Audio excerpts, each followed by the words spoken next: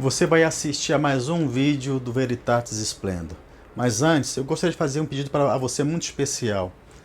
Clique no sininho, né, das notificações, se inscreva em nosso canal, dê o seu like, compartilhe esse vídeo. Isso é muito importante para que possamos ter uma qualificação melhor dentro do YouTube e possamos alcançar mais almas para Deus e para o redil da única e verdadeira igreja de nosso Senhor Jesus Cristo. Desde já, muito obrigado. Fique com Deus.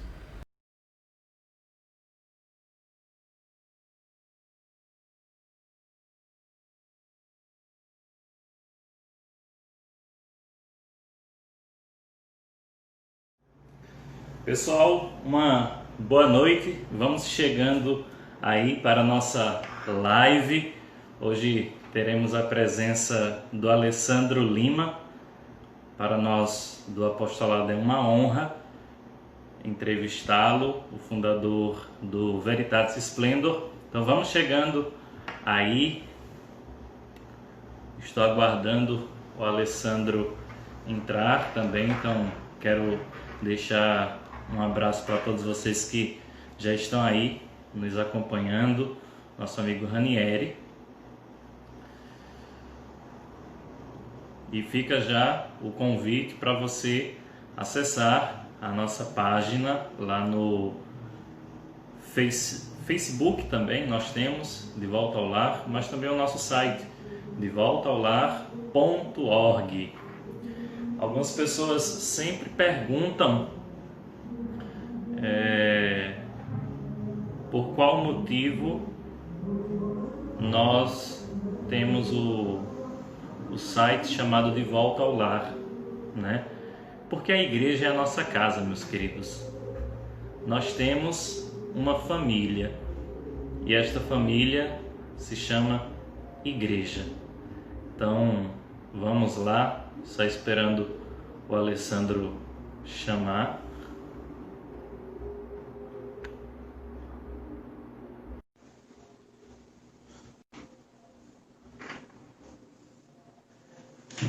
Só aguardar mais alguns segundos. Meu irmão, boa noite. Boa noite. Uma boa noite, Alessandro. Seja muito bem-vindo a esta live. Para mim, uma alegria estar aqui fazendo essa pequena entrevista. Seja muito bem-vindo e a casa é sua. Deixa eu fazer uma pequena apresentação do Alessandro, né, para vocês saberem com quem é que nós estamos lidando. O Alexandre está com um comentário aí muito bonito do Chesterton, que diz assim: a Igreja Católica é o lar do espírito humano. E, de fato, a Igreja é o nosso lar. Uma pequena e rápida apresentação do Alessandro Lima. Nasceu em Brasília, mas foi batizado na Igreja de São José, no centro do Rio de Janeiro. Pertence à Igreja Evangélica de Confissão Luterana, mas também passou pela Igreja Maranata. Isso. E se converteu no ano de 2000, ou seja, para mim foi uma surpresa, porque eu pensei que o Alessandro tinha se convertido em 1999, né? Ou seja, o Alessandro tem somente 20 anos de bagagem de conversão. Então, meu amigo... Diferença pouca, né? Diferença pouca, né? Pouca, quase nada. Então, Alessandro, desde já, muito obrigado pela sua disponibilidade, por estar conosco. Não sei se essa é a primeira vez que você dá o seu testemunho assim ao vivo para algum apostolado, mas, meu irmão, posso lhe dizer que é uma honra para mim estar aqui e tantos aqueles que nos assistem nesta noite. Confesso a você que estou um pouco nervoso, né? Porque é a primeira vez que eu faço isso, né? É a primeira vez que eu falo do meu testemunho assim, ao vivo e a cores. É a primeira vez, sim. Estamos fazendo história.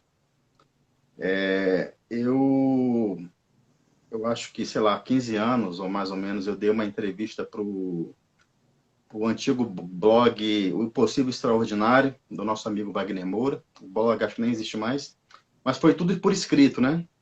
E dessa matéria que surgiram várias publicações que estão espalhadas aí pela internet. Mas assim, ao vivo e a cores, é a primeira vez, viu? É a primeira vez que acontece. O testemunho do Alessandro, para quem quiser, depois você pode pesquisar lá no nosso site de Volta ao Lar, está lá, testemunho de conversão de um ex-luterano. Perfeito. O Alexandre citou Chesterton, né? Chesterton dizia que a cerveja, a cruz e o cachimbo são coisas que podem, que no catolicismo, sem podem dúvida. conviver juntas, né? Uhum. Então, por isso que eu estou acompanhado aqui do meu cachimbinho. Bem, eu, como você disse, eu nasci em Brasília, né? Fui batizado na Igreja Católica, como todo católico de BGE, né? Meus pais eram católicos de BGE. Sempre preocupado com as tradições, né?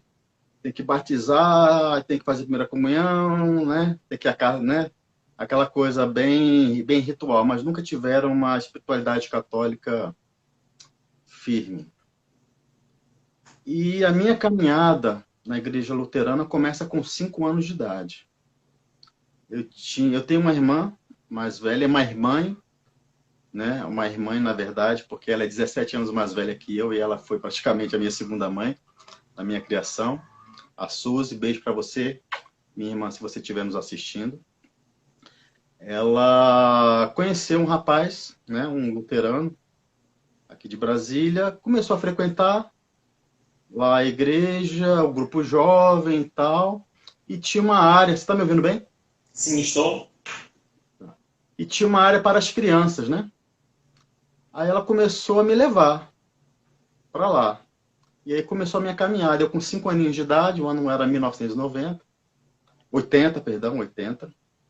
E aí eu comecei ali na escola dominical, né, recebendo os rudimentos da fé.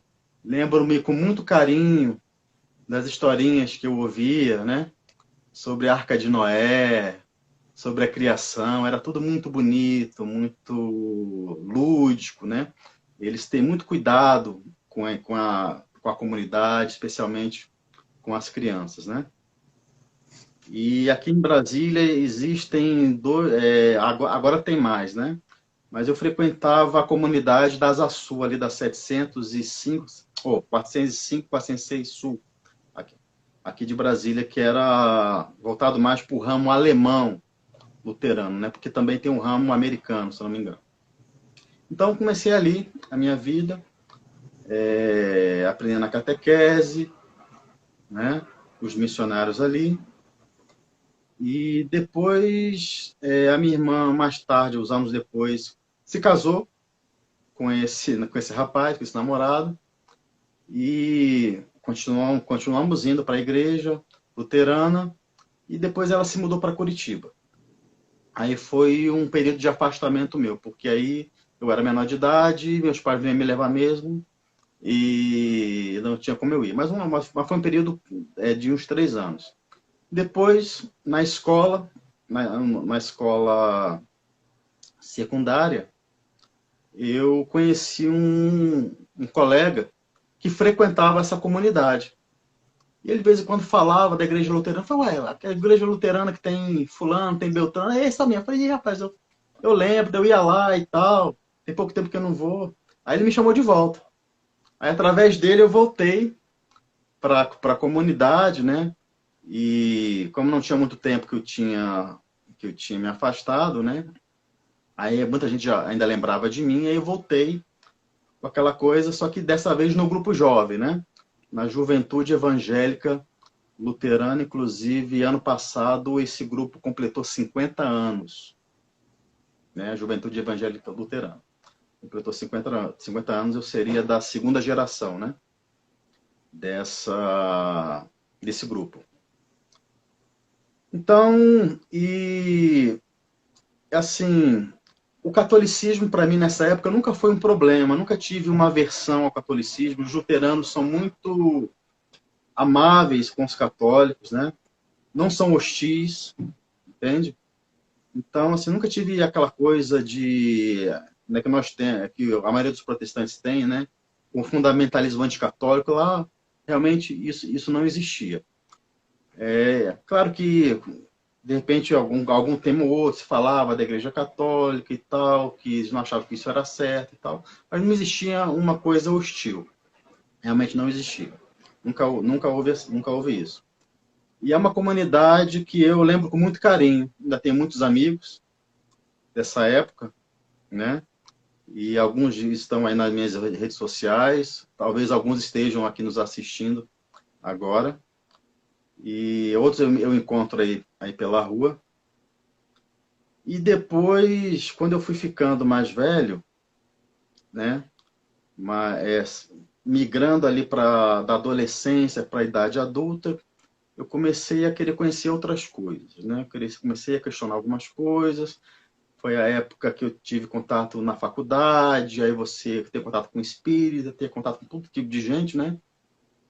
Aí me abriu a curiosidade de conhecer outras religiões. Alessandro, Mas assim, eu estudei. você no seu testemunho fala que antes de fazer uma experiência com a Igreja Católica, que daqui a pouco você vai contar, né? Você fez a primeira comunhão ainda como católico, né? Com 15 anos. Católico entre aspas, né? Porque assim, eu não era católico, mas meu pai falou assim, você vai fazer a primeira comunhão. Aí, para agradar meu pai, eu fiz. Eu estudava na escola, numa escola católica chamada Sagrada Família. Existe até hoje aqui em Brasília, ali na 906 Sul. Norte, perdão. Norte. E eu estava lá, meu pai, faz aí a primeira comunhão. Aí, para agradar meu pai, eu amava muito meu pai, né? Eu amo ainda muito. Ele já é falecido. Mas eu fiz a primeira comunhão. Mas, assim, aquela coisa bem, sabe? Com tantos, né, fase por fazer, né? Sem ter o conhecimento doutrinário, saber o que aquilo significa, né? Sem um sentido próprio do que é o sacramento. Como uma mera tradição, né? Eu vou colocar só uma nota de rodapé biográfica aqui minha, né? Porque, de certa forma, quando eu li isso do seu testemunho, eu disse, nossa, se parece muito com a minha história. Porque, apesar de eu não ter sido protestante, eu fui um católico de IBGE, né? E com os meus 15 anos, a minha mãe disse assim, você precisa fazer a crisma, você precisa ser crismado. Eu disse, tá bom, vamos lá fazer a crisma, né? Receber mais um sacramento, ter lá a foto bonitinho, que eu já tinha feito a minha primeira comunhão aos 11 anos. E eu disse assim, tá bom, vamos embora, né? E depois, com 15 anos, acabei descobrindo a igreja, mas isso é uma outra hora, mas era só uma nota biográfica. Exato. Infelizmente, essa ainda é a realidade de muitas famílias, né? Vive aquele catolicismo de tradição, de conformismo, sem aprofundamento, sem a verdadeira vivência da fé. Minha família não era diferente de tantas outras, né? E então, aí eu comecei a ler sobre espiritismo, ler sobre hinduísmo, sobre agnosticismo também, Magia, né? Um monte de coisa. alquimia. Hã? Magia, alquimia também, né? Não tem mais esses livros, né? Esses livros eu já me desfiz, não tem mais esses livros. E até que eu conheci um grupo de jovens lá na faculdade e tive esse contato mais com o protestantismo pentecostal, achava interessante, tal, mas não me aproximei. Já formado, fui morar no Rio de Janeiro, tentar a vida lá, que é um lugar que eu sempre quis morar, né? Sempre fui apaixonado pelo Rio de Janeiro. Hoje não tanto, né, quanto eu era, mas, enfim. E lá no Rio de Janeiro, então, eu me aproximei da comunidade Maranata, que é pentecostal, né? Totalmente diferente, outra linha. E ali veio aquele fervor, né? Aquela coisa, porque eles sabem, né? Empolgar a gente, né? Aquele fervor e tal, não sei o quê. E aí me tornei, então, um protestante pentecostal. Foi aí que veio, nessa comunidade, foi aí que veio o meu anticatolicismo. Né? Alessandro, nessa fase da vida, você já tinha abandonado a igreja luterana, né? Você tinha feito algum encontro, ou segue-me, né? Tinha se tornado meio, não posso dizer católico, mas era um católico meia boca. O SEGME, ele naquela época, não sei hoje, era um encontro para atrair jovens para a Igreja Católica, né? Era um despertar, né? Fiz o SEGME, foi muito legal, mas também aquilo não me fez me tornar católico, certo? Mas conheci católicos maravilhosos, que tenho amizade até hoje com eles, né? Então foi bom por isso também. Então, no Rio de Janeiro, que começou meu anticatolicismo através da comunidade Cristã Maranata. Os pentecostais, eles são craques nisso, né? A converter a nossa cabeça para o anticatolicismo. E aí foi, aí a igreja católica para mim começou a ser o demônio, né? A igreja de Satanás, a Babilônia, a prostituta do Apocalipse, né? O anticristo. Os católicos eram idólatras e tal, aquela coisa toda. E eu me tornei aquele protestante fervoroso mesmo, de bebezinho debaixo do braço, né? E totalmente anticatólico, que tinha que salvar a alma dos católicos, tirá-los da idolatria. Eu era desse modelo. Uhum. Né? Bem aguerrido, certo? Bem aguerrido mesmo. Tudo bem. Esse ano era o ano de 1999. Neste ano, começou a internet no Brasil, né? Quer dizer, um pouquinho antes, mas já começava a ter alguns sites, alguma coisa.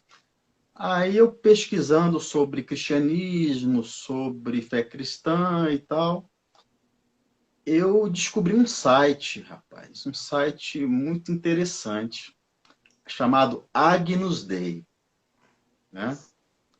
Um site católico chamado Agnus Dei.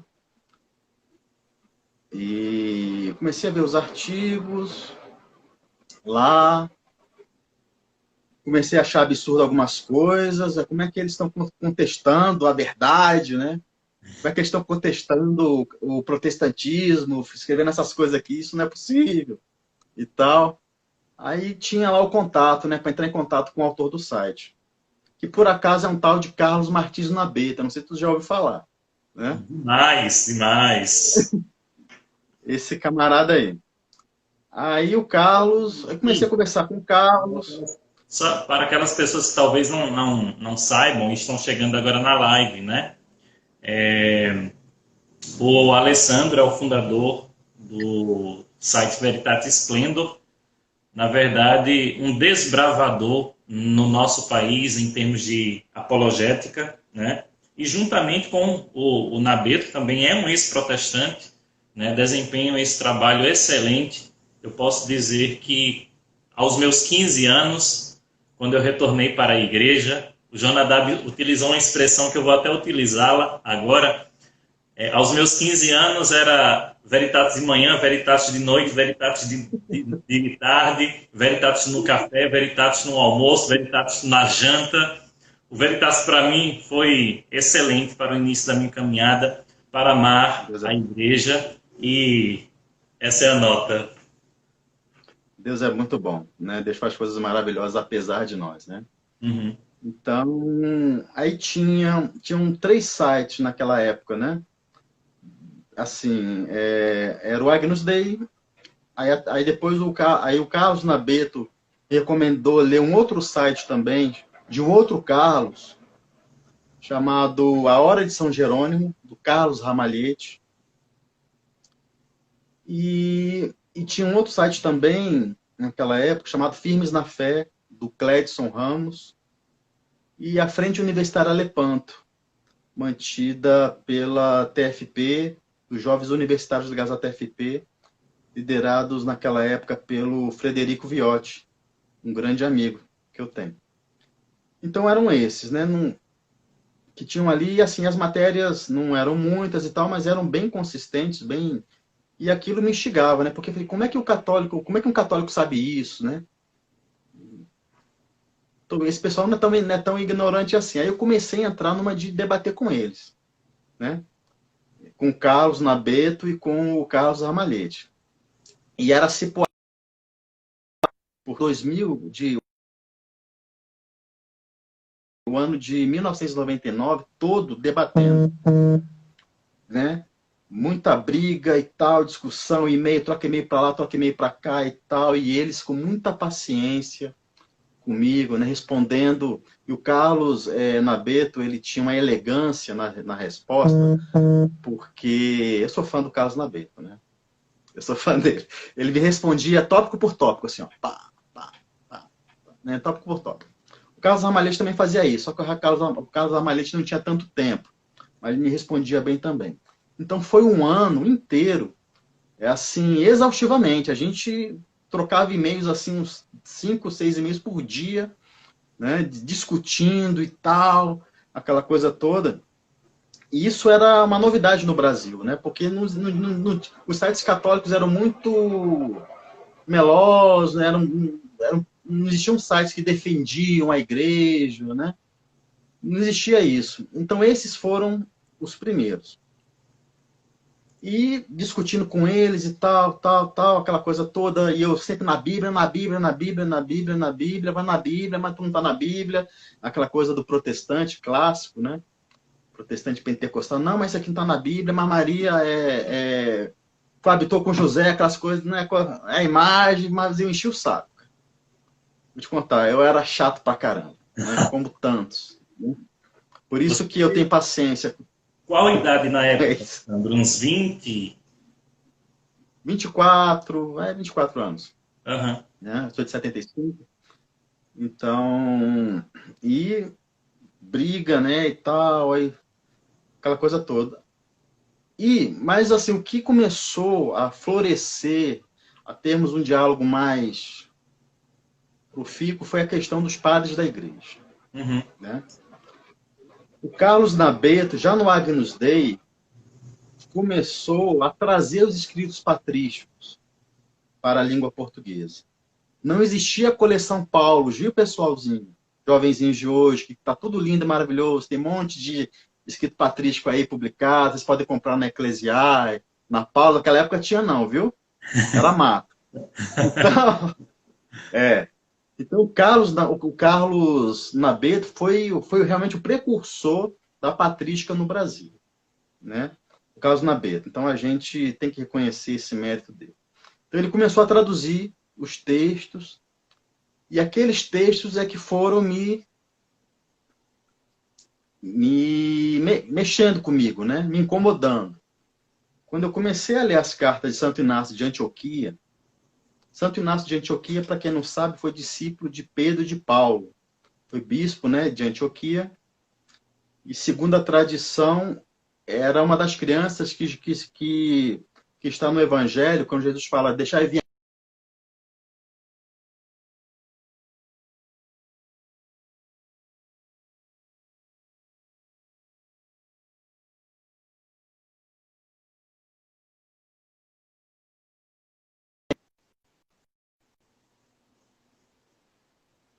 Né?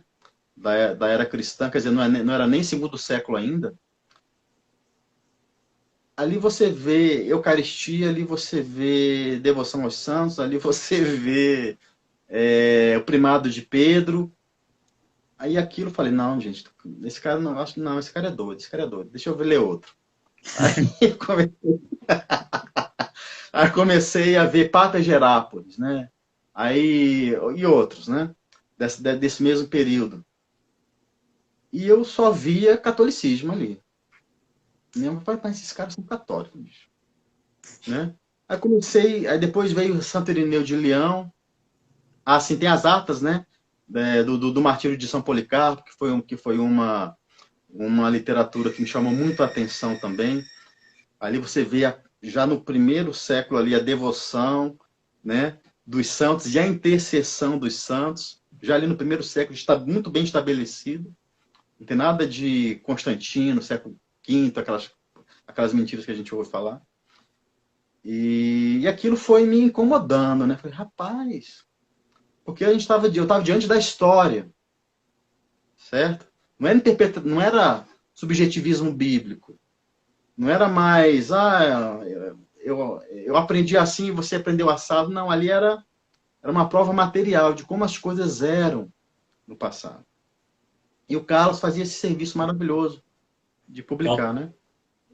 Seja o erro ou a ignorância de muitos dos nossos irmãos separados, os nossos irmãos evangélicos, pelo fato de separar a história do cristianismo da Sagrada Escritura, né? Ou melhor, separa a história do cristianismo da própria história e fica simplesmente com o livro, e não vai às fontes para ver como que os cristãos viviam, como eles celebravam, o que é que eles criam, como eles se organizavam, se existia realmente uma organização. Então, talvez isto seja deficiente nos nossos irmãos, porque não vão para a história. E o próprio cardeal Newman dizia, né? Estudar a história é deixar de ser protestante.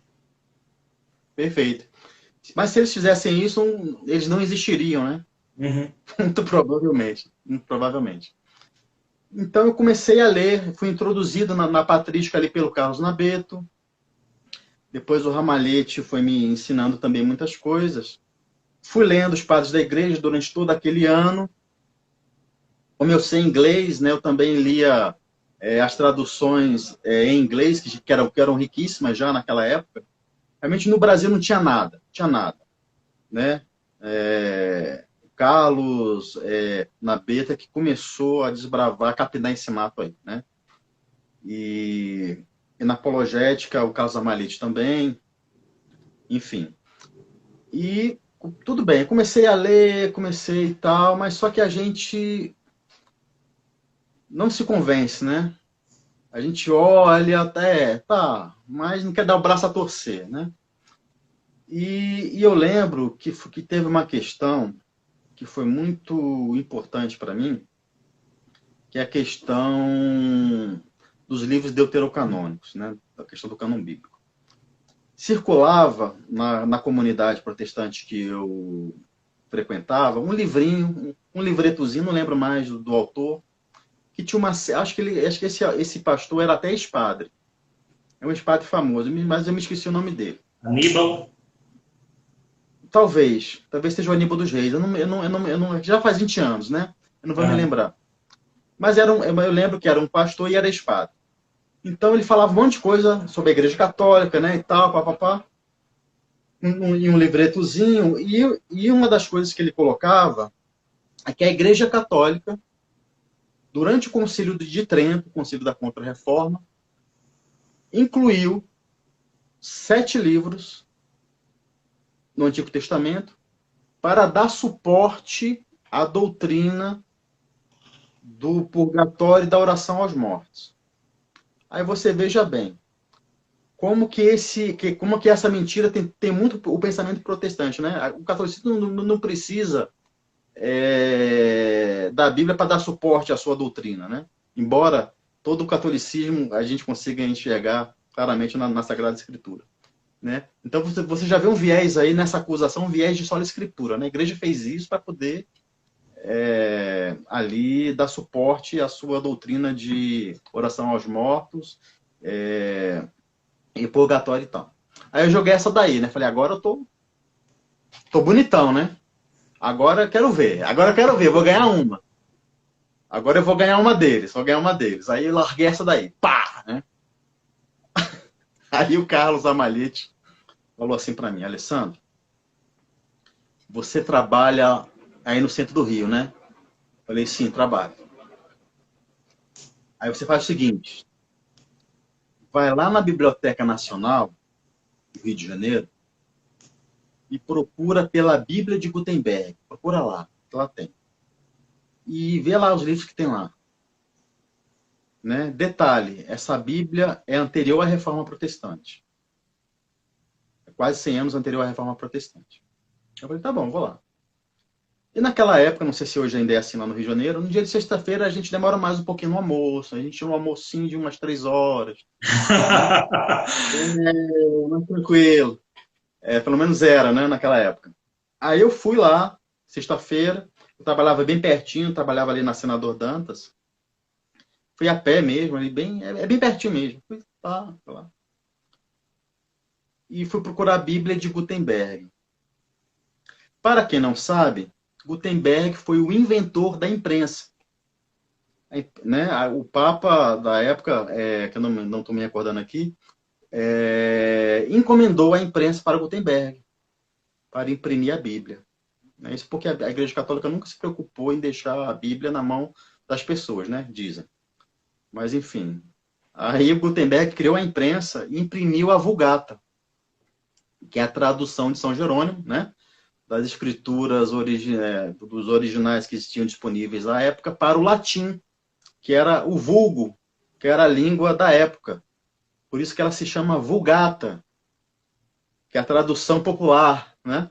A tradução do povo, tá certo? Muito bem. Aí o Alessandrinho, protestantinho, né? Metido, E, pensando que tinha refutado o catolicismo. mas assim, meio bombardeado, né? Porque eu já tinha lido os Santos Padres da igreja, já vi que eles eram católicos, né? Aquilo lá e tal, já estava bem balançado e tal, né? Quando eu entrei na Biblioteca Nacional, pedi lá os microfilmes da Vulgata e fui ver o índice da Bíblia de Gutenberg, que era anterior à Reforma. Os 7 livros deuterocanônicos estavam todos lá. Só isso. E aquilo, para mim, rapaz, foi um choque. Foi um choque. Eu me lembro desse dia, às vezes eu até me emociono quando me lembro. Teve uma palestra que eu dei ano passado, que eu falei sobre isso, e eu me emocionei, porque realmente é como se a nossa conversão estivesse represada, né? Eu acho que todo protestante que está num processo de conversão é mais ou menos isso, né? As águas da conversão, elas vão se acumulando, vão se acumulando, vão se acumulando, vão se acumulando, vão se acumulando, mas ainda existe um muro, né? Que segura você. E depois que esse último muro é derrubado, meu amigo, aí a água é jorrada e aí a coisa vai, né? Eu acho que E foi existe isso. ainda, mesmo que de modo consciente ou não, na cabeça de um protestante, quando começa a estudar a igreja, né, que vai descobrindo as verdades, com certeza inconsciente ou conscientemente, ele quer ainda descobrir um ponto da doutrina que ele vai encontrar um erro que a igreja modificou, que a igreja acrescentou alguma coisa que não está presente. Então, ele vai tentar de todos os modos encontrar alguma lacuna para não fazer essa transição e dizer, tá vendo? Eu estou certo em permanecer onde eu estou. Não é bem assim, né? Uhum. Aí, rapaz, eu entrei protestante e saí católico. Na Biblioteca Naquele Nacional. dia, naquela sexta-feira. E saí de lá em lágrimas. Eu não conseguia, eu não parava de chorar, porque realmente é uma mudança muito grande. E a fé é uma das coisas mais importantes que nós temos, né? E eu tinha uma fé protestante muito consciente, né? Muito consciente.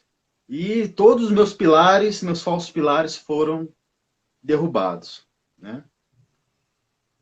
Aí eu voltei e já no trabalho mesmo, já mandei e-mail para eles, né, para o Carlos Nabete, para o Carlos Amalete, falei, olha, realmente, tá, o que eu li está errado. Então, quer dizer, além da verdade estar ali diante dos meus olhos, acho que o que ajudou mais na minha conversão também não foi só a verdade, foi ter descoberto uma mentira, né? Pensando bem, acho que foi bem isso, que eu vi que, poxa, a informação que me passaram era mentirosa. Então, se aquilo era mentira, por que não outras coisas não serão? Uhum. E como eu estava vendo, né? Que pô, não é bem assim, não é bem assim, não é bem assim. Nunca me falaram de escritos patrísticos, nunca me falaram de padres da igreja, nunca me falaram de história da igreja, né? Nunca me falaram nada. O Alessandro, no testemunho dele, ele diz assim, né? Comecei a ver que o que me ensinavam no protestantismo sobre a igreja não era a doutrina católica, era o que eles acham que era o catolicismo. O que me mostravam no protestantismo não era a igreja católica, mas uma caricatura dela. Exatamente isso, né? A própria, se você pegar a concepção de Lutero sobre as indulgências, ali foi o primeiro espantalho criado contra a doutrina da Igreja Católica. Porque a concepção dele do que é indulgência, você vê que não é o que a Igreja ensina sobre a indulgência. Aí que começam, né? Dessa pequena rachadura que começa a se abrir um abismo, né? Começa a abrir um abismo. E esse tema, e como esse tema do cânon bíblico foi tão importante na minha conversão, eu quis estudar e depois eu escrevi até um livro sobre isso, mas depois eu mostro o livro. Então eu conversei com os dois e me juntei a esse grupo de católicos para começar a falar da igreja, né? Porque essas coisas deveriam ser ditas, né? E nessa época o Carlos Nabeto, ele já não atualizava mais tanto o site dele. O Carlos sempre foi muito ocupado, ele é advogado, né?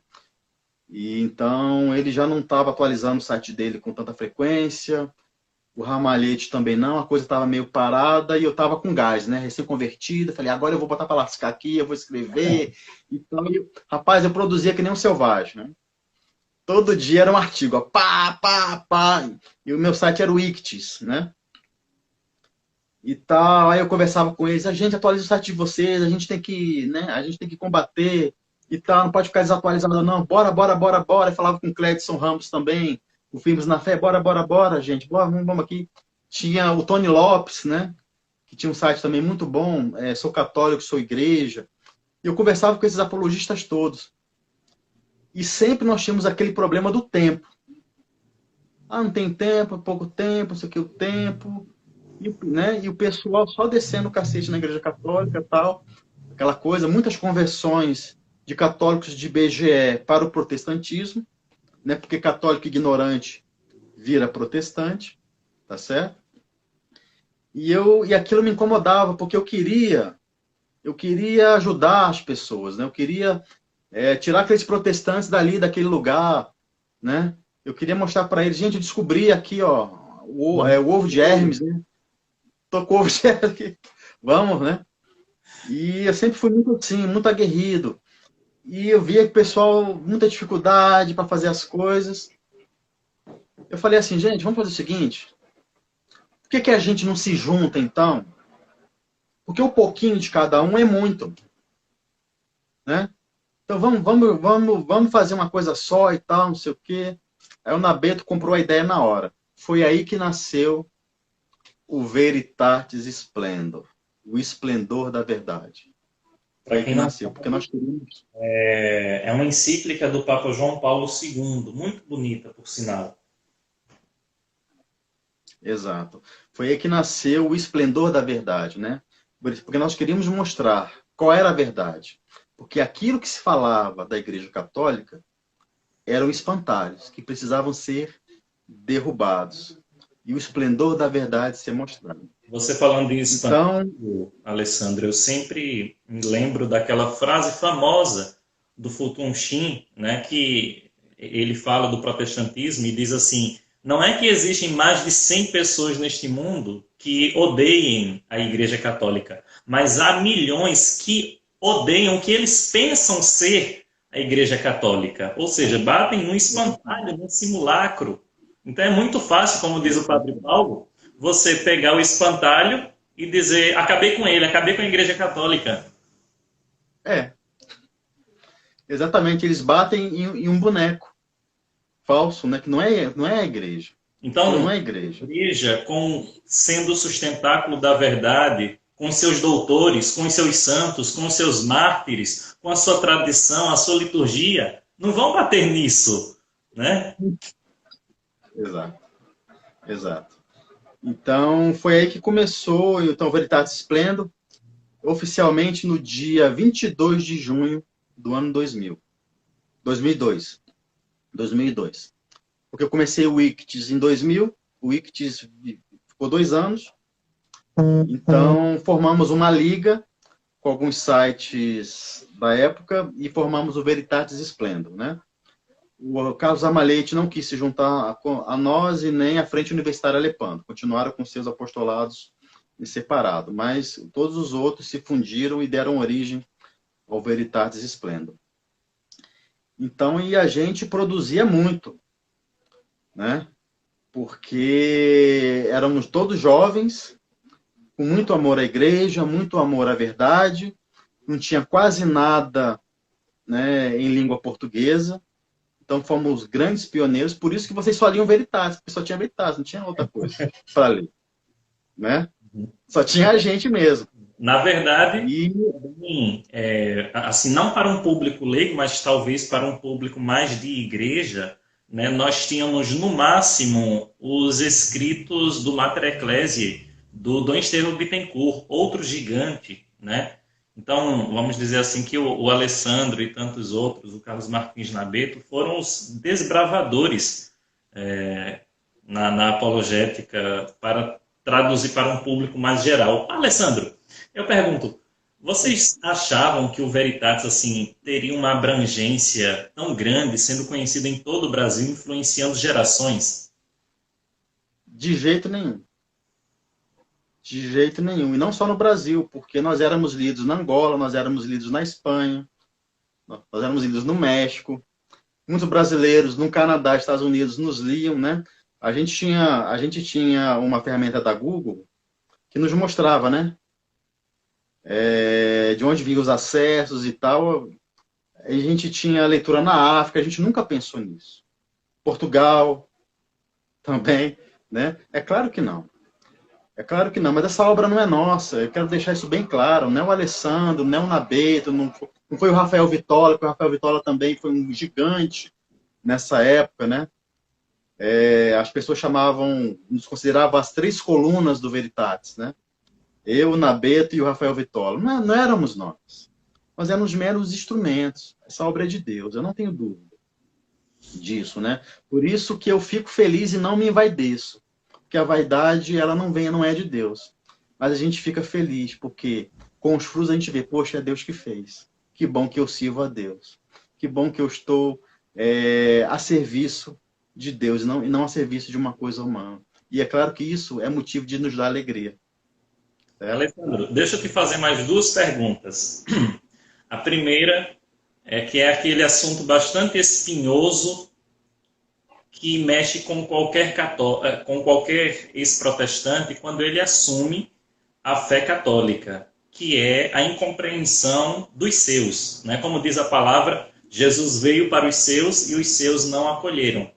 Como foi essa recepção da sua conversão? Eu sei que no seu testemunho você fala, mas entre seus parentes e amigos da sua antiga denominação. Foi péssimo.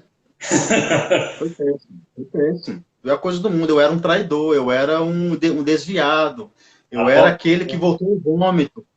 Uhum. Entendeu? Eles usam essa expressão, né? Então, eu estava fazendo isso porque eu queria beber, eu queria ir para farra, eu queria ir para funk.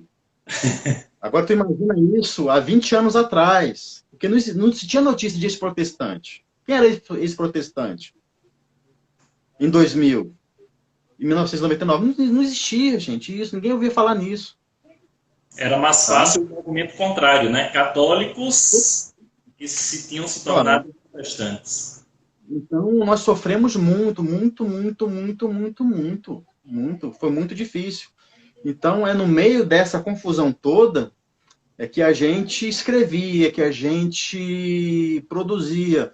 Talvez as batidas desse martelo, né, que foram o nosso impulso para escrever e defender tanto. Quanto mais batiam na gente, mais a gente escrevia. Quanto mais as pessoas falavam que eu era isso, que eu era aquilo, mais eu ficava motivado a mostrar a verdade. Né? Então foi assim que o Veritatis se desenvolveu e com a graça de Deus se tornou um grande apostolado apologético no Brasil. Né? E ficamos muito felizes que depois conseguimos inspirar outros, né? Que vieram outros. Hoje nós temos aí tantos apostolados apologéticos, né? O cardeal Nilman mesmo faz esse trabalho maravilhoso de colocar, de dar voz a esses protestantes. Que coisa linda, gente. Nós sempre quisemos isso. Sempre quisemos isso, a gente acha isso maravilhoso, né? Porque exatamente é o conjunto que faz a coisa acontecer. Como diz um ditado popular, né? Uma andorinha só não faz verão, né? Precisa de muitas andorinhas, né? E ficamos muito felizes com isso, né? Tem os apologistas católicos também, um site maravilhoso, e tem outros, né? Agora temos YouTube, Instagram, tanta gente fazendo tanta coisa linda. Meu Deus, que coisa maravilhosa, como isso frutificou, né? Quantas conversões vieram depois, mas foi muito difícil. Ser o primeiro é difícil demais. É muito difícil. Uhum. É muito difícil. Eu preciso mas eu sou ruim também. inserir mais uma nota biográfica, né? De dizer que eu já falei para o Alessandro em rede social, já falei por chamada de vídeo, de ligação, né? Que o nosso apostolado é fruto do apostolado do Alessandro. Né? O apostolado cardeal Newman é filho do Veritatis Splendor, né? Tantos católicos, não só ex-protestantes, mas tantos e quantos católicos Brasil afora foram influenciados. Inclusive, no ano passado, eu conversava com o Gustavo Aleixo, da Sede Sapientia, lá em Goiânia, né? E ele dizia, né, Jefferson, a minha caminhada foi auxiliada pelo Veritatis Splendor, né? Então, é um outro apostolado lá do nosso irmão Gustavo, que está frutificando, né? Que tem as suas raízes no Veritatis, né? Então, aqui, Alessandro, fica, vamos dizer assim, o nosso Vai me coração fazer chorar, né? se Vai me alegra fazer chorar. Né?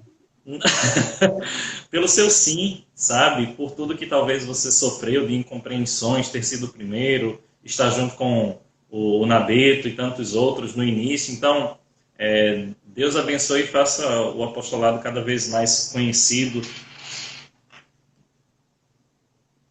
Deus é muito bom. E para a nossa alegria, né? Eu lembrei até daquele meme, né? Para a nossa alegria. Para a nossa alegria. Nessa época, tem muitos que são padres hoje eram seminaristas.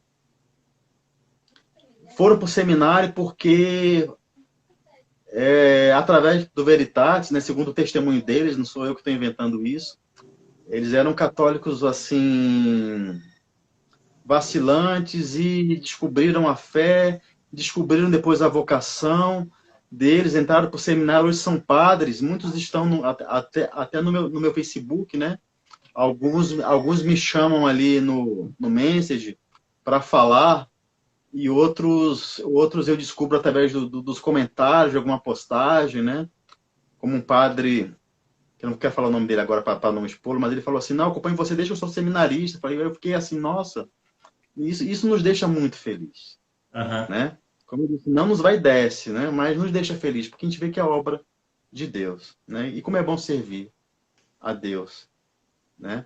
Como é bom ser instrumento assim de tanta bênção, de tantas conversões. Isso é muito bom. Nos deixa muito alegres. Praticamente o Alessandro já contou todo o testemunho dele, né? De trajetória, de dúvidas, de indecisões.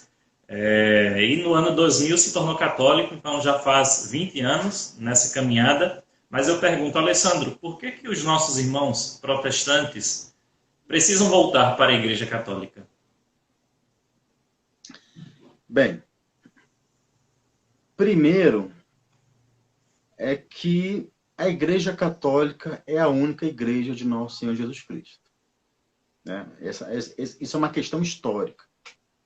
Isso não é uma questão de interpretação de Bíblia, de achismo ou uma questão filosófica. Isso é uma verdade.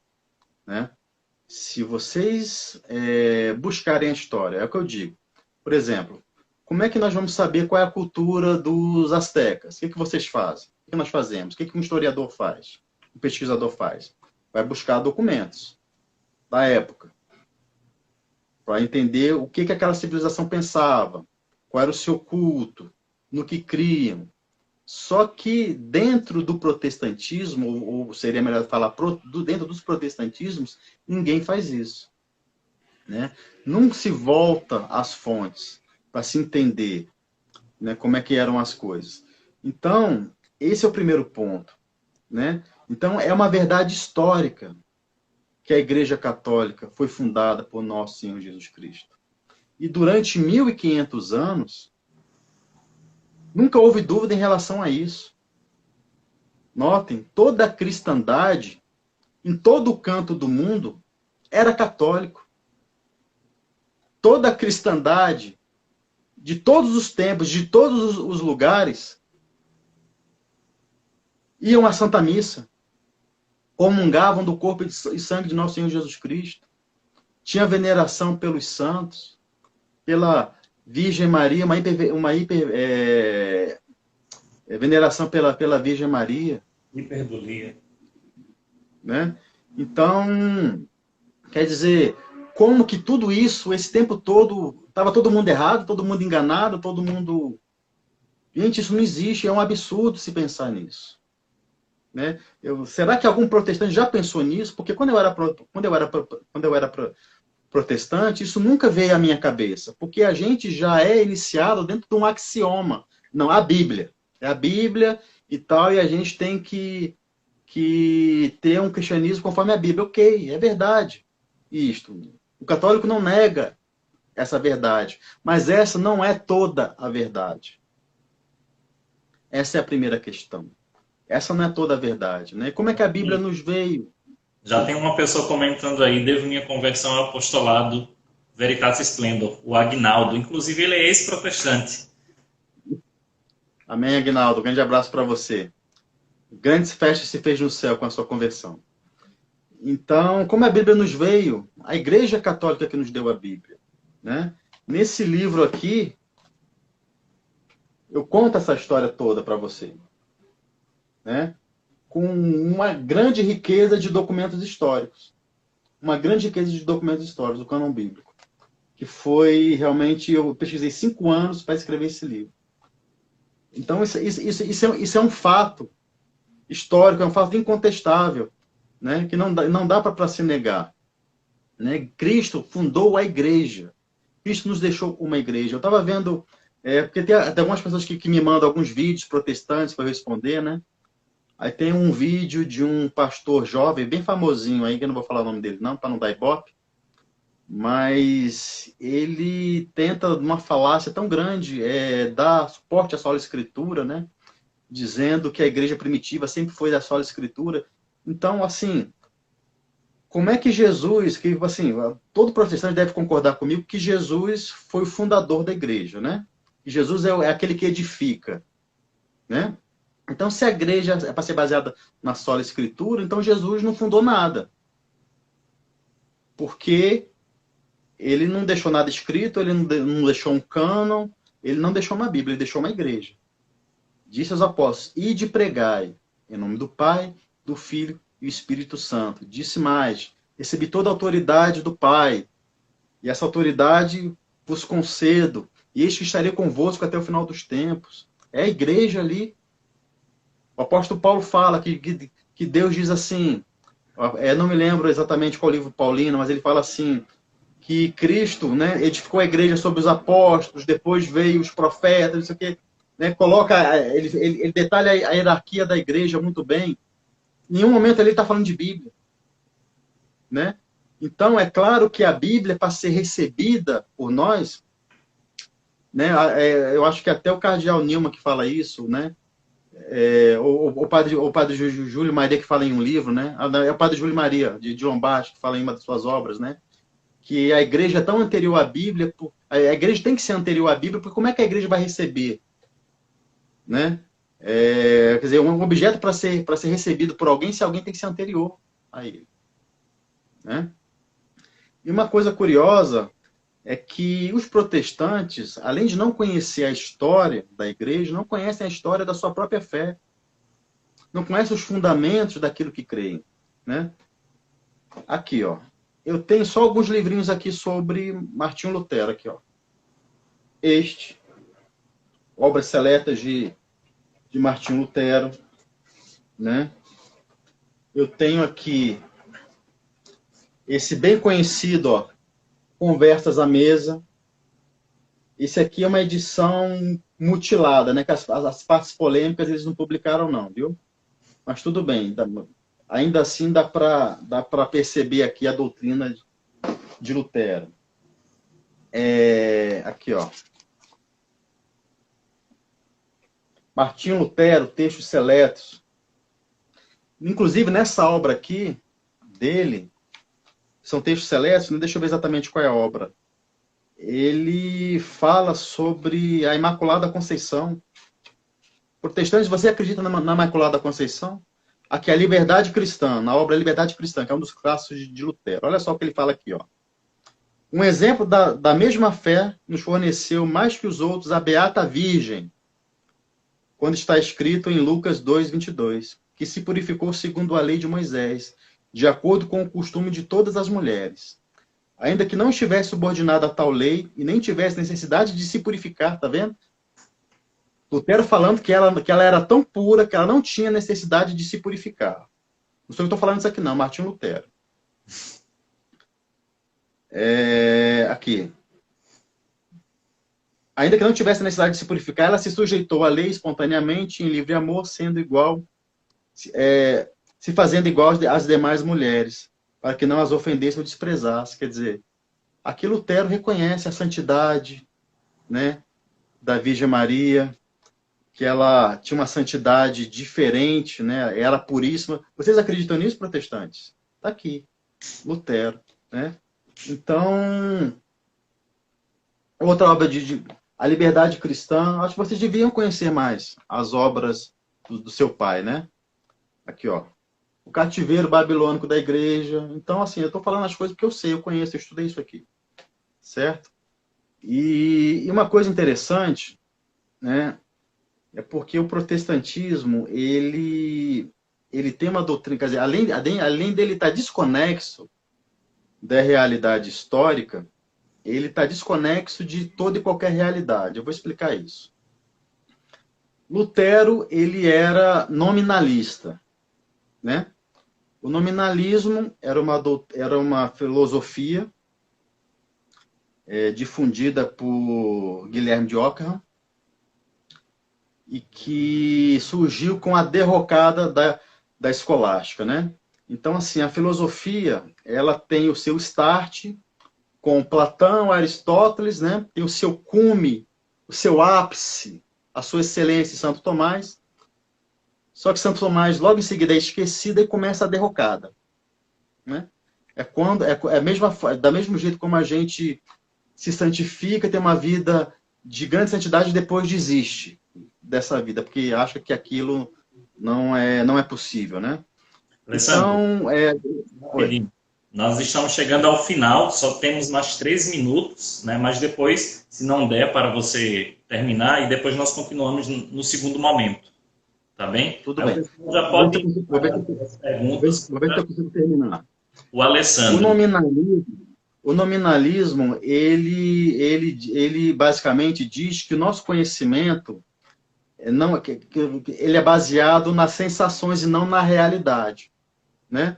Então é por isso que hoje, por exemplo, muita gente acredita em ideologia de gênero, né? Por isso que muita gente hoje diz que tem gente que homem nasce em corpo de mulher e vice-versa, que existem os transgêneros, né?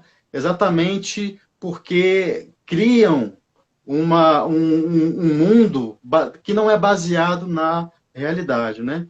E toda reforma protestante, toda a teologia dos reformadores é baseada nisso.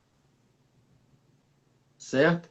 Então, quer dizer, a igreja, ela não é uma realidade que veio de Cristo. Não. A igreja é uma experiência, né?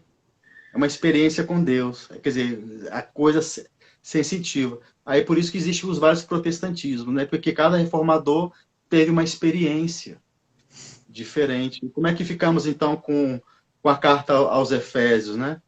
Uma só fé, um só Senhor e um só batismo.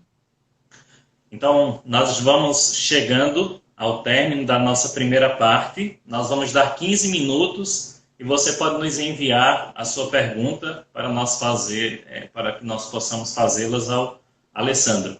Até mais, até daqui a pouco.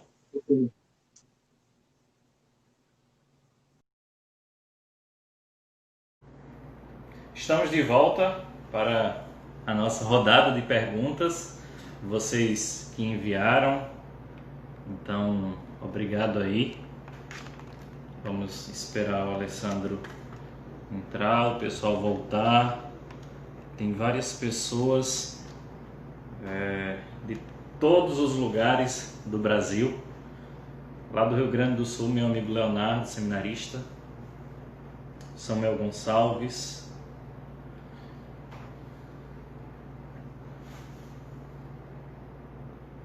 A Bruna, lá do Rio de Janeiro. Nosso irmão R.P. Espíndola foi tradutora no Veritatis. Que beleza, Deus abençoe.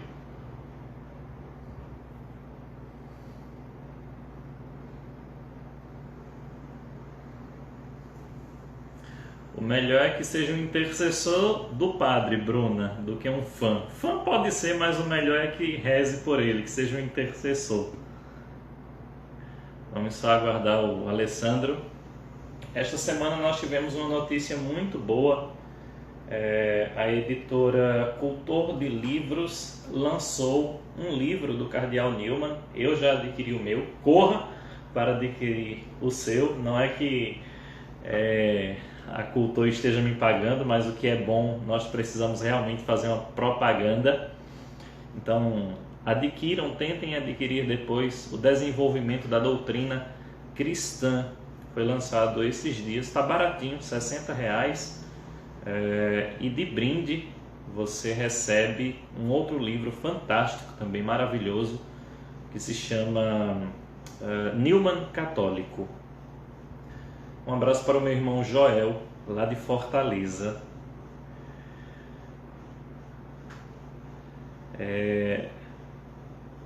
Muita gente tem uma grande admiração pelo Alessandro, por tudo que ele fez e tem realizado nesses anos de apostolado.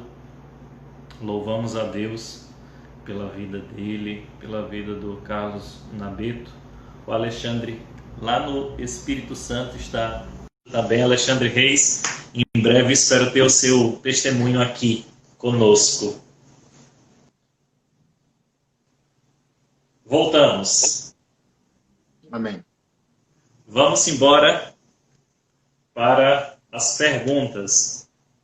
Antes de mais nada, Alessandro, eu estava comentando com o pessoal aqui, não sei se você viu, mas com certeza viu, que lançou o Desenvolvimento da Doutrina Cristã, um excelente livro do Cardeal Newman, e que existem muitos comentários acerca dele, e que o comparam com o Communitorium de São Vicente de Lerã. O Alessandro, para quem não sabe, tem uma biblioteca maravilhosa. Quase todo santo dia ele causa inveja em todos nós que acompanhamos ele lá no Facebook com os livros que ele fica postando. Né? Eu espero que ele faça uma doação em breve, assim, para umas pessoas, né? Mas a ideia não é causar inveja, é colocar o livro a conhecimento de vocês, né? Vocês saberem que existe. Quem souber que existe, como é que vai ler, né? A ideia é essa, não é para causar inveja, não. Outra propaganda, né? Duas, no caso. Né? A primeira é que o Carlos Martins Nabeto tem um livro excelente que se chama A Fé Cristã Primitiva, coletânea de sentenças patrísticas. Você pode adquirir pela... me esqueci o nome. Pelo Clube de Autores. Clube de Autores. Isso. Clube de Autores. Vale muito a pena, é um calhamaço assim. E o Alessandro também tem alguns livros, né, Alessandro? Isso. Falando sobre a Fé Cristã Primitiva, que é importante, essa obra é uma obra monumental do Carlos. É uma coisa que nós sentíamos muito falta, principalmente na apologética católica. O que os padres da igreja falavam sobre Nossa Senhora? O que os padres da igreja falaram sobre a Eucaristia? O que os padres da igreja falaram sobre o batismo de crianças, sobre a unção dos enfermos, sobre o matrimônio, a insolubilidade do matrimônio, sobre a Eucaristia, enfim. Você vai encontrar no livro do Carlos. O Carlos fez esse trabalho heróico, monumental, colocando essas sentenças patrísticas. Então, tem a versão básica, de 1000 e poucas sentenças patrísticas, e tem a edição selvagem, que é um livrão, meu amigo, desse tamanho aqui, ó, com 4.700 e lá vai bordoada. Livrão mesmo. Recomendo muito. Todos que tem. Essas lives ficarão gravadas, depois nós vamos jogar lá no nosso canal, no YouTube. Alessandro, e os seus livros? O Alessandro tem um livro muito famoso, que inclusive foi recomendação de várias pessoas assim, que têm uma estatura intelectual grande, como por exemplo o padre Paulo Ricardo já recomendou A Formação do Cânon, que é uma obra do Alessandro. O próprio Dom Estevão Bittencourt recomendava. Fala um pouquinho desse livro aí para nós, Alessandro. Eu sei que você já deu um pequeno resumo na live passada, mas esse livro ainda tem surgido assim como uma leitura básica que nós temos em português. É muito difícil encontrar material sobre o cânon bíblico, sobre a formação da Bíblia, como a Bíblia chegou, né? Como nós tivemos a Bíblia, porque muita gente acha que a Bíblia caiu do céu, estava prontinha, era só crer no que estava ali, assim que é o cristianismo. Não, o senhor, você está muito enganado. A Bíblia é filha da igreja. A Bíblia é filha da igreja, né? A igreja, nós temos um cânon bíblico porque a Igreja Católica, que é a autoridade legítima instituída por nosso Senhor Jesus Cristo, disse quais livros deveriam ser considerados inspirados. Notem, eles não são inspirados porque a igreja disse, certo? Mas a igreja, que é a autoridade legítima, reconheceu que eles são inspirados porque eles são, né? Nós precisamos de uma autoridade que nos diga, né? Isso não pode estar sobre o subjetivismo do homem. Então, essa é a história da Bíblia, né? Então, nesse livrinho aqui da editora Com Deus, eu conto toda a história, como que o cânon bíblico se desenvolveu ao longo de muitos séculos até chegar ao que nós temos hoje, tá certo? E depois Lutero resolveu tirar 7 livros do cânon bíblico, principalmente porque ele era antissemita, né? Ele tem até um livro sobre isso. Acho que se o Ranieri tiver aí, ele pode até colocar o nome do livro aqui nos comentários, que eu não estou me lembrando aqui de cabeça, né? E esses 7 livros do Antigo Testamento que eles retiraram, eles são muito semitas, né? A cultura judaica, a religião judaica é muito expoente nesses livros. E por essa razão também Lutero resolveu retirá-los, né? Como ele tentou também fazer com outros livros do Novo Testamento. Ele não gostava da Epístola de São Tiago, né? Que fala que a fé sem obras é morta. Ele falava que aquela epístola é uma epístola de palha. Ele não gostava do livro do Apocalipse e também da carta aos Hebreus, né? Em algumas traduções dele, ele deixava esses livros como apêndice, mas os outros reformadores não seguiram essa linha, não. Então, por isso que o cânon bíblico do Novo Testamento dos protestantes não está mutilado. Então, realmente, é uma leitura muito simples, muito fácil, tá? O livro é bem baratinho, R$23 lá na editora Eclésia, lá no site da editora Eclésia, né, lá na loja deles. R$23 mais o frete. E assim, é muito difícil você ter uma literatura em português, né, que te conte isso a contento. Acho que eu sou o primeiro autor em língua portuguesa que escreve sobre isso. Acho. Assim como um livro a respeito de fé e obras, né? Isso. Eu tenho um livro também chamado Somente pela Fé. Esse é editado pelo Clube de Autores. Eu não tenho ele aqui. E também tem o Dom de Línguas, que é bem polêmico, né? outro livro que eu escrevi também, questionando a doutrina dos carismáticos sobre o dom de línguas e apresentando a doutrina tradicional da igreja sobre esse tema. Li o livro que você me recomendou, viu, Jefferson? Sons de Milagres. Li. Vou fazer também uma revisão considerando esse livro. E tenho esse aqui, pessoal, ó, também, que é o Defesa da Fé Católica nas Questões Mais Difíceis. Esse livro já tem 10 anos que ele é editado.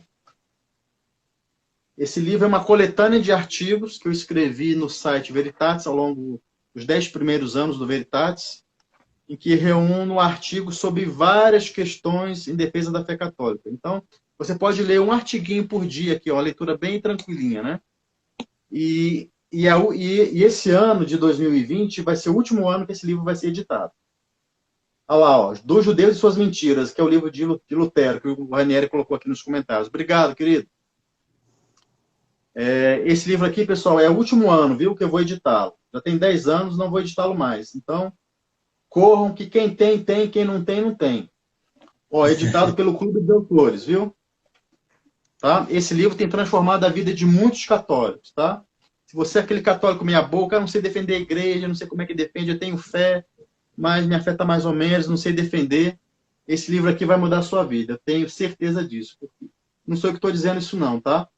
Eu já recebi muitos testemunhos de muita gente que leu esse livro e teve a sua vida transformada. Graças a Deus. Ok, então vamos embora para as perguntas, ou tem mais alguma apreciação a fazer aí de algum livro? Se eu fizer apreciar... sim. Esse livro também, já que nós estamos falando de ex-protestantes, nesse livro do Jaime Francisco, eu sempre recomendo, ó, quem quiser adquirir, pela editora Com Deus, Por que estes ex-protestantes se tornaram católicos? Eu não lembro qual foi a primeira edição desse livro, acho que foi 2007, né? Então, quer dizer, demorou 7 anos para o Jaime começar a escrever, né? Sobre esse tema. E aqui tem testemunho de muitos protestantes. Você que é protestante que está nos assistindo, lê esse livro que você vai entender por que nós deixamos o erro do protestantismo e viemos para casa, para o único redil de nosso Senhor Jesus Cristo, que é a Santa Igreja Católica. É isso. Ok, então vamos lá. A Bruna, lá do Rio de Janeiro, do Intervalo Literário, ela pergunta assim: Alessandro, você já se deparou com algum protestante que tenha lido a patrística e tenha dito que ela era falsificada? E aqui eu continuo a pergunta, né? Se tornou muito comum nesses últimos tempos, como havia um esquecimento do protestantismo da patrística, então eles deixaram de lado, né? Só que agora eles estão muito astutos, estão se apropriando da patrística para dizer: não, a patrística jamais foi católica. Os padres da igreja acreditavam em sola escritura, os padres da igreja acreditavam na sola gratia, e por aí vai. Então, são duas perguntas, Alessandro, não sei se compreendeu. Compreendi. Vamos lá. Para entender esse movimento atual, nós temos que compreender a apologética católica, né? O Veritatis Splendor, quando começou, ele defendia a fé católica de duas formas. Primeiro, usando a história, usando a patrística, e depois fazendo a exegese bíblica dos textos, mostrando que aqueles textos bíblicos não diziam o que os protestantes diziam que diziam. Nós pegávamos outros textos que os confrontavam. Então, os nossos artigos sempre foram assim. Foram mostrando a Bíblia e mostrando a patrística. E muitos protestantes que tinham contato com esses artigos se balançaram e se converteram, né? E é claro que esse movimento foi notado. Nós estamos aí há 20 anos, né? É claro que esse movimento foi notado. Então, algumas pessoas, acredito de má fé, né? Começaram com essa história de querer falsificar o nosso patrimônio, né? Dizer que os pais da igreja não eram católicos é mesmo dizer que Zico não era do Flamengo e que o Roberto Dinamite não era do Vasco. É mais ou menos isso. E eles pegam textos fora de contexto, como fazem com as escrituras. né? Então, é muito fácil mostrar que os pais da igreja eram católicos. Muito fácil demonstrar isso, né? Pela própria cultura, né? Se você for às igrejas antigas, onde eles... é um exercício simples. Se você for às igrejas que existem até hoje, nesses lugares, né? Onde os pais da igreja viveram, são igrejas católicas. Como é que eles não eram católicos? Você não vai ver um culto lá, né? Você vai ver um altar, né? Você vai ver as imagens de Nossa Senhora, dos santos, a veneração dos santos. Esse era o ambiente deles. Como é que eles não eram católicos, né? Novamente, aquela história de querer estar certo e não querer a verdade, tá?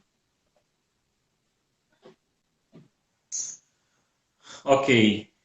Próxima pergunta. Como foi para você se deparar ou vencer as barreiras ou preconceitos com relação à Virgem Maria? Bem, na minha caminhada como luterano, eu não tinha preconceitos com a Virgem Maria. Até porque Lutero, ele tinha muita devoção pela Virgem Maria, como seus próprios textos demonstram, né? Algumas questões que os pentecostais colocam hoje, que a mãe de Jesus não foi sempre virgem, que ela não era imaculada, que não sei o quê, isso é novidade. Porque o protestantismo de raiz, o protestantismo histórico, nenhum reformador ousou falar uma idiotice dessa, porque a palavra é essa. Tá? Então, eu não tinha essa resistência. Quando eu me tornei pentecostal, eu confesso que eu tive um certo asco com a Virgem Maria.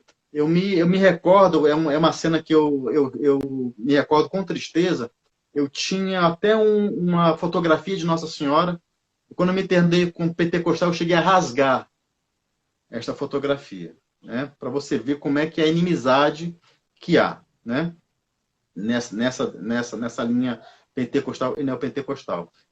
E quando eu me converti para o catolicismo, eu me lembro dessa cena com muita tristeza. Eu já pedi muito perdão para minha mãe, né? Eu tenho certeza que ela, com o coração maravilhoso que ela tem, ela entendeu a minha ignorância naquela época, mas realmente é uma lembrança que dói, ainda dói, né? Mas quando você busca a verdade, você tem que buscar a verdade por inteiro, né? Por inteiro.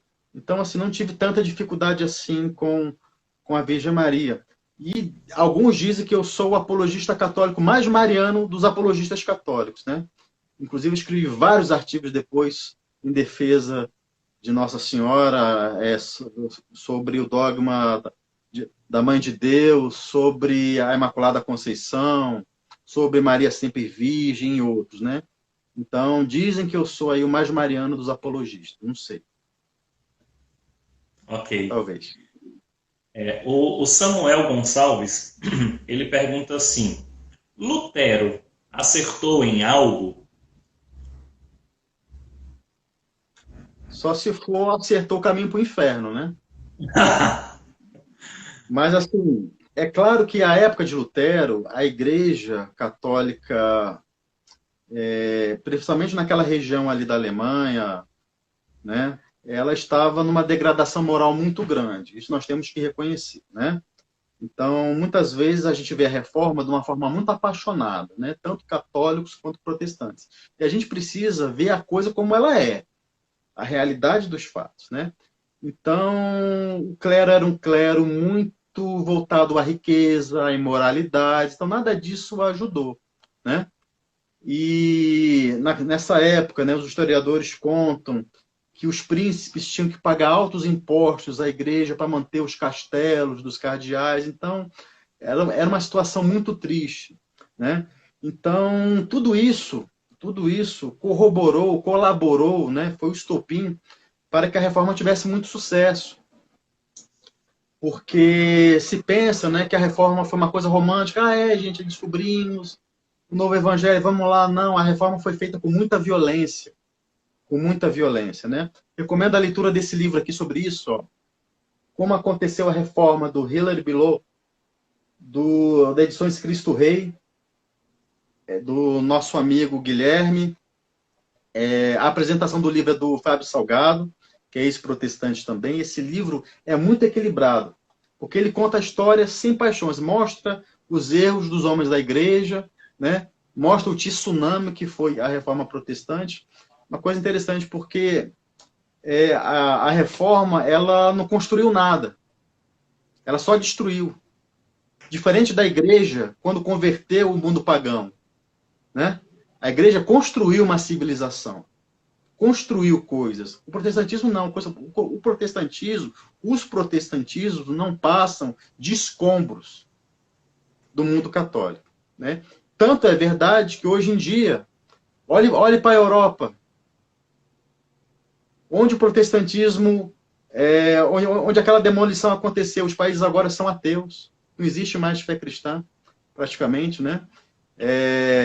Os países ainda que se mantiveram da Europa, que ainda tem alguma fé cristã, são aqueles que permaneceram católicos, curiosamente. Eu quero acrescentar só uma pequena nota, né, que é com relação a esse idealismo que as pessoas têm com relação à reforma, como se tivesse acontecido uma iluminação na cabeça de Lutero, e ele é o iluminado, e ele é que sabe as coisas. Não, gente, não é por aí. No nosso site tem um artigo que é uma compilação de citações feita pelo nosso amigo Eric Augusto, que também é ex-protestante, já deu seu testemunho aqui, que se chama Inquisição ou Repressão Protestante. E ele vai mostrando que a Inquisição Protestante foi sangrenta, e muito mais do que você achar que a Reforma Protestante foi um movimento religioso, que Lutero estava lutando, né, contra as indulgências, foi um acontecimento político, acima de tudo, motivações políticas. Então, por exemplo, as pessoas não têm, vamos dizer assim, a caridade de pesquisar e de ler, por exemplo, as 95 teses de Lutero, que na verdade ele não era contrário às indulgências, mas ao comércio das indulgências. Porque se você lê, por exemplo, a 71ª tese, Lutero diz assim: quem levanta a sua voz contra a verdade das indulgências papais é excomungado e maldito. E o Alessandro, lá no site do Veritatis Splendor, ele colocou a bula de excomunhão do Lutero, que se chama Exsurge Domine, do Papa Leão XIII, de 15 de junho de 1920. E o próprio Papa... Leão X. Isso, Leão X. E o próprio Papa afirma na bula que Lutero estava errado em apenas 41 das suas teses, das 95. Ou seja, ele estava certo em aproximadamente 56. Isso aqui eu tirei do testemunho do Fábio Salgado, da nota de rodapé número 9. Então, é interessante as pessoas pesquisarem o que é que Lutero realmente acreditava. Por exemplo, o Alessandro citou várias vezes a devoção que Lutero tinha com a Virgem Maria e de todos os outros reformadores, né, que acreditavam que ela era mãe de Deus, que podia interceder, que era virgem. Então, às vezes falta um pouco de busca por aquilo que foi Lutero e como aconteceu a reforma. O que nós podemos fazer por ele é rezar, né, para que, mesmo ele não tendo, assim, de modo consciente ou não, querendo causar isso ou não que nós vivemos hoje, que é uma confusão, rezamos por ele, né, para que seja salvo. Para quem quiser começar a ler sobre Lutero, as obras dele, o seu pensamento, recomendo esse livro aqui, ó, da editora Vida Nova, tá?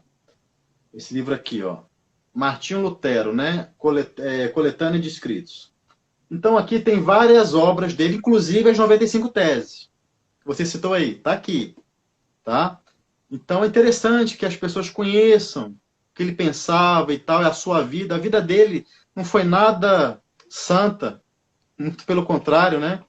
Ele era um devasso, homem de muitas mulheres, beberrão, enfim.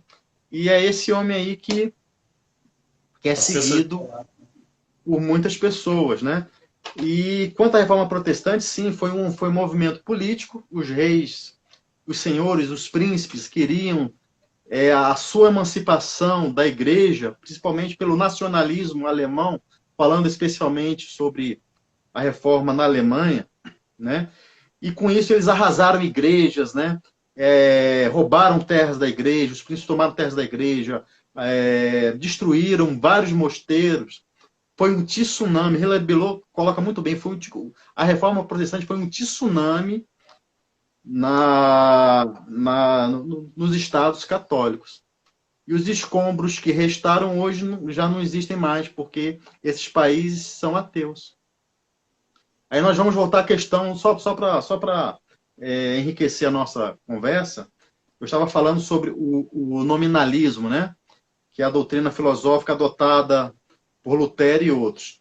O nominalismo ele era ensinado nas universidades, né? Então, essa filosofia crê basicamente, bem resumindo aqui, que também não vou dar uma aula de filosofia, mas crê que o conhecimento ele é sensitivo, né? O conhecimento não é baseado em alguma realidade. Então, por exemplo, não existe a realidade homem e mulher, né? Eu e Gerson não somos espécies de um mesmo gênero, não. Eu sou eu, ele é ele, assim, o negócio é muita loucura, né? Mas o nominalismo é isso. Então, através disso, então Lutero acreditava nisso, ele estudou isso, e ele batia muitas palmas para os nominalistas, né? Então, por isso que é tão difícil a igreja combater o protestantismo depois, né? Porque a igreja, quando as heresias foram nascendo, o arianismo, o nestorianismo, como é que a igreja combatia todas essas heresias, né? E depois, quando surgiu o protestantismo, foi tão difícil por causa da filosofia, por causa do modo de pensar, né? Igual hoje, ideologia de gênero. Ideologia de gênero é uma ideologia com base no nominalismo, né? Quer dizer, a construção de homem e mulher é uma construção social. Quer dizer, o que isso tem a ver com a realidade? Não nascemos homem, não nascemos mulher? Não somos parte de um gênero, de uma espécie, né? Então, é isso. E toda a doutrina e a teologia protestante é baseada nisso. Para encerrar, né, sobre esse assunto, porque eu falei sobre o relativismo, porque eu falei que hoje a Europa é ateia, né, praticamente nos países protestantes, porque Lutero falava, inclusive, o seguinte, que a realidade ela só pode ser considerada em termos naturais, e não em termos espirituais. Tem várias obras dele que ele fala sobre isso, tá? Essas que eu citei aqui, em vários pontos sobre isso. E essa obrinha aqui, ó, que a Thaisa recomendou no testemunho de conversão dela, a politização da Bíblia, também fala sobre isso, desse viés nominalista de Martinho Lutero, tá? Politização da Bíblia, Scott Hahn, né? E aqui, no capítulo 5º, que trata especificamente da reforma protestante, vocês podem ler sobre isso. Então, com isso veio o racionalismo protestante, né? Porque já que não existe, já que a gente não pode descobrir, ter contato com o sagrado, então o sagrado foi deixando de lado, né? Então, colocando a teologia protestante, né, os seus princípios filosóficos levados às últimas consequências, criou-se o quê? O racionalismo teológico. Quer dizer, tudo é natural. Aí você esvazia toda a mensagem evangélica da sua espiritualidade, né, do seu sentido de transcendência e de milagres. E hoje a Europa, onde a reforma teve sucesso, não existe mais a fé, praticamente. Eu faço uma outra recomendação, que é o curso do Padre Paulo Ricardo, Lutero e o Mundo Moderno, que aprofunda bastante toda a estrutura mental, filosófica, social do acontecimento da reforma e da própria pessoa de Lutero, a pessoa. Alessandro, a próxima pergunta é do Simon, é um dos que nos ajudam e muito no nosso apostolado. Ele tem 19 anos, se eu não estiver enganado. Ele diz assim: Considerando sua bagagem de 20 anos, qual o conselho que você dá para os que estão começando a caminhada? Caminhar no catolicismo? Sim. Essa é a pergunta. Queridos, muito simples. Leiam o catecismo na Igreja Católica. Comecem pelo catecismo. Aquele livrinho amarelinho que eu tenho bem ali, ó. Aqui, ó. Tá bem aqui atrás, ó. Né? Não existe uma... Assim, uma vez teve um rapaz que queria ser apologista e tal. Falou assim, professor, qual é o livro que o senhor me recomenda que eu leia e tal, não sei o que. Eu vi esse. Falei, comece pelo catecismo. Né? Então, quer dizer... A maioria dos católicos não conhece o catecismo, não leem o catecismo. Gente, nós temos que ler o catecismo. Nós temos que aprender daí, ó. Então, eu digo isso, né? Leia o catecismo, procure ter uma vida sacramental, confesse-se regularmente, certo? Assim, não deixa aquela coisa de uma vez por ano, né? Ah, porque é campanha da Páscoa, né? Vamos confessar aqui porque é a Páscoa, não sei o quê. Não, gente. Né? Você toma banho uma vez por ano? Não, né? Você faz manutenção do seu carro, né, constantemente? Né? Se você trocar... Já pensou trocar o óleo do seu carro uma vez por ano, trocar o filtro uma vez por ano? Isso dá certo, gente? Não dá certo. E como vocês querem fazer isso com a alma de vocês? Certo? Então a gente tem que estar sempre em pureza, sempre em estado de graça. Pecou, arrependa-se, procure o confessionário o mais rápido possível. Porque vida intelectual sem oração também não serve para nada. Certo? Essas duas coisas andam juntas. Santidade e crescimento na fé são dois motores, né? São duas engrenagens de um mesmo motor. Acho que o Padre Paulo Carlos também tem um curso de engenharia da santidade, né? Que ele fala sobre isso. Tá? Uma das coisas que eu sempre falo, Alessandro, é o seguinte: quem é casado e ama a sua esposa e os seus filhos, não vai simplesmente se preocupar em só colocar a comida dentro de casa, que isso é o mínimo, né? Quem ama sempre quer fazer mais. Quanto mais nós que queremos ser santos, né? Não podemos ficar só no mínimo. Exato. Exato. É a salvação, né? Nossa, uma vez o meu filho caçula aqui me perguntou, pai, por que eu tenho que fazer catequese? Porque ele estava meio revoltado, né? Que tinha que fazer catequese porque era sábado, que não sei o quê, que ele queria brincar. Por que eu tenho que fazer isso? Por que eu sou de tantos livros? Por que eu sou estudar esse negócio? Né? Aí assim, teve um dia que ele veio com essa pergunta. Eu falei assim, meu filho, ele tem 10 anos. Eu falei, meu filho, porque essa é a única coisa que importa. É a nossa salvação. É o nosso caminho para o céu. Né? O papai estudou, trabalhou, fez um monte de coisa, faz todos os dias, mas o que mais importa é o meu cuidado com a minha salvação. Por isso que você tem que fazer a sua catequese. Por isso que o papai te ensina. Por isso que você tem que rezar. Por isso, né? Então aí ele ficou assim, tá. Né? E eu nunca ouvi isso dentro da minha casa. Eu nunca ouvi isso dos meus pais. Né? Quantos pais que têm essa preocupação com a sua família, com seus filhos, né? Com a salvação dos seus filhos, com o cuidado dos seus filhos, né? Então, é esse zelo que nós temos que ter como pais, como mães, como responsáveis, porque os filhos são tesouros, né? Que nos são dados. Certo? As duas últimas perguntas que o pessoal enviou. Nesses 20 anos, o que mudou em sua vida nos seus estudos sobre a igreja?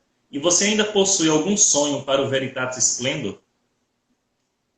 Duas boas perguntas. Bem, eu comecei estudando a patrística, depois eu fui estudar a doutrina da igreja, né? Depois eu fui estudar... Quer dizer, a doutrina da igreja é uma coisa imensa, né, gente? É um tesouro maravilhoso. Li o catecismo, eu tenho aqui o catecismo novo e o romano, né? Recomendo que vocês estudem os dois, mas primeiro, para começar, comece pelo novo, tá? Que é o que é mais acessível, né? É o que você encontra mais fácil. Depois a vida dos santos, né? Então, de uns 5 anos para cá, eu tenho estudado mais a questão da vida dos santos, que são grandes exemplos, grandes modelos, né? Porque os exemplos arrastam, gente. Às vezes você lê um livro de teologia, né, que explica isso, explica aquilo, mas você vê o que um santo ensina, a vida dele, pronto, a teologia está toda ali, né? Exemplificada, impressa em 3D para você, né? Isso é maravilhoso. E eu tenho me interessado ultimamente pela filosofia tomista, né? Eu sou aluno do professor Carlos Nogueira, sou aluno da Escola Tomista, e é um assunto que realmente tem me interessado bastante, eu tenho me dedicado a estudar isso, porque realmente Santo Tomás foi o ápice, né, da filosofia, o ápice do pensamento humano, né? Assim, o que há de melhor na filosofia está em Santo Tomás. Então, por isso que também é muito importante, depois, né, que você vai se fazer uma certa caminhada, você ir recorrer a Santo Tomás. Sobre os sonhos do Caro Veritatis, sim, tem muitos sonhos, né? Mas eu não posso falar agora, que é surpresa. Ok. Alessandra, no final das nossas lives, nós sempre pedimos para que o nosso convidado deixe uma mensagem para aqueles que são protestantes, né, mas também para aqueles que são católicos. Bem, busquem conhecimento, né? Especialmente estudando a história da igreja e os pais da igreja. Não leem comentadores dos pais da igreja, busquem as fontes primárias, né? Porque na fonte primária você não tem interlocutor, você não tem desvio. Você vai aprender a coisa como ela é. E você vai ver que a igreja, a cristandade, de todo lugar, em todos os tempos, durante 1500 anos, foi católica. Então, como não ser católico? Essa é a realidade. A gente não pode ter uma fé baseada em achismos, baseada na sensibilidade, nada de nominalismo, né? Nós temos que viver com base na realidade, certo? E a realidade é essa. Então, e reze, peça a Deus, né? Porque se você pedir a Deus, sinceramente no seu coração, Senhor, me mostre e tal, porque muitas barreiras são espirituais, não só intelectuais, mas principalmente espirituais. Peça a Deus, sinceramente, que te mostre a verdade, e eu não tenho dúvida que Deus vai te conduzir à verdade, como me conduziu e conduziu tantos outros, e para a nossa alegria, tantos outros católicos também que redescobriram o seu tesouro, né, que é a Igreja Católica, que estava aí escondida nas brumas de Avalon, né? É isso. Ok. Então, Alessandro, mais uma vez, muito obrigado por todo o seu empenho nesses 20 anos de evangelização em nosso Brasil, em trazer muitos de volta ao lar. Então, Deus te abençoe e faça cada vez mais o Apostolado Veritatis alcançar mais e mais almas. Que assim seja. Fico muito feliz, né? Fico lisonjeado aqui pelo convite de estar aqui. Você sabe que eu gosto muito do seu apostolado, já conversamos sobre isso, né? Antes da gente começar a conversar, eu já era fã do apostolado Cardeal Newman. Eles fazem um trabalho maravilhoso, tem um site muito bonito, feito com muito carinho. As coisas da igreja têm que ser feitas assim, com zelo, com carinho, com gosto, né? Com coração, tá? Vocês estão de parabéns e que possamos nós dois e outros apostolados, né? Os apologistas católicos também e outros apostolados, inspirarem outros para que venham aí nesse combate, porque a messe é grande, viu? A messe é grande. Quanto mais, com certeza melhor. Amém. Uma boa noite a todos aqueles que ficaram conosco até agora. Vai lá, depois no nosso canal, a nossa live vai ficar salva. Se inscreve lá no canal do Veritatis Splendor também. Qualquer dúvida, entre em contato conosco. Deus abençoe, boa noite e até mais. Boa noite, queridos. Muito obrigado.